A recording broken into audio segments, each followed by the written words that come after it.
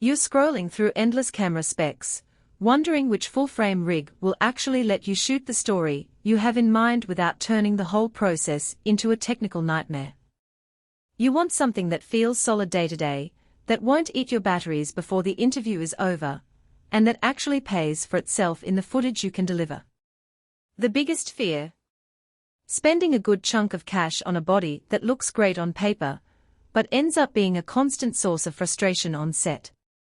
Link is in the description if you want to check the product details on Amazon.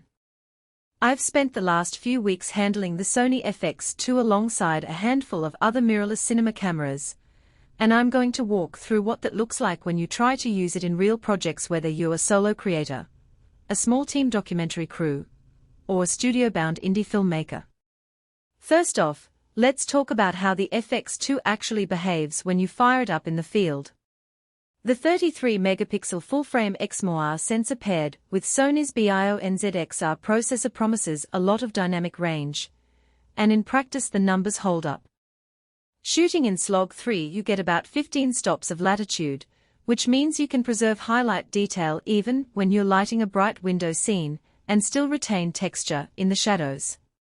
I tried it on a late afternoon street shoot in a city with mixed lighting, neon signs, street lamps, and overcast sky.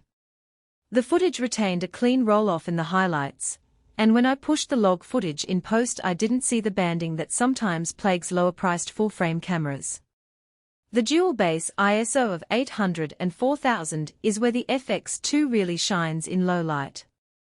In a dimly lit coffee shop I cranked the ISO to 4000, and the noise remained surprisingly low, especially compared to what you get on older Sony A-series bodies.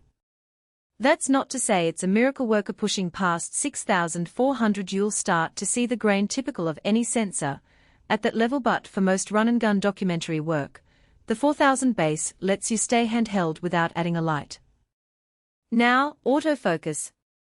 Sony's eye tracking and real-time tracking have become industry standards, but on a cinema-focused body they can feel a little different.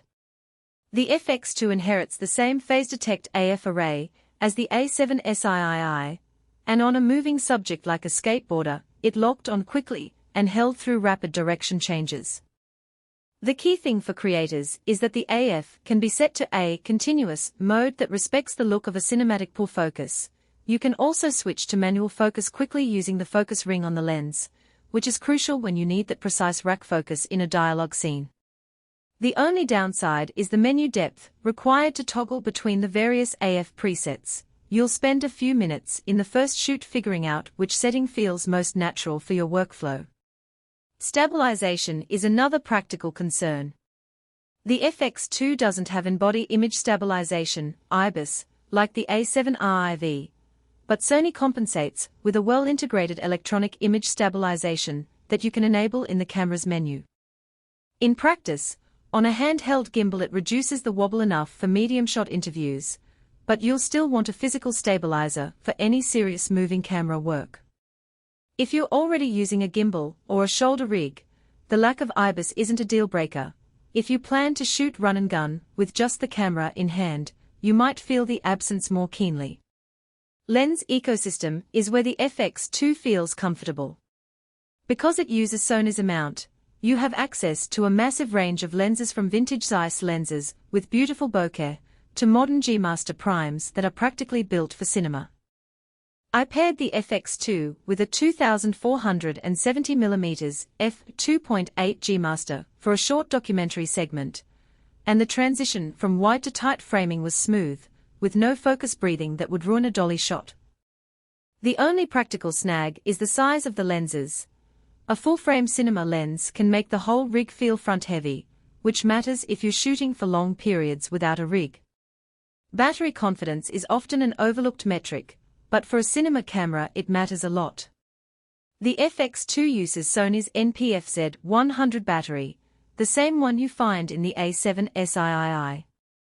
In my tests, a full charge gave me roughly 90 minutes of continuous shooting in 4K 30p with log profiles active enough for a typical interview or a short scene, but you'll still want a spare or avant solution for longer takes. The battery life isn't a surprise.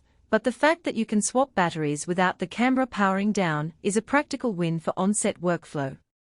So, who should actually consider picking up the FX2? If you're a solo creator who already uses Sony's mirrorless ecosystem, and you need a step up from a hybrid stills or video body, this camera is a logical progression. It gives you true cinema-grade log footage, reliable autofocus, and a compact form factor that still fits in a backpack.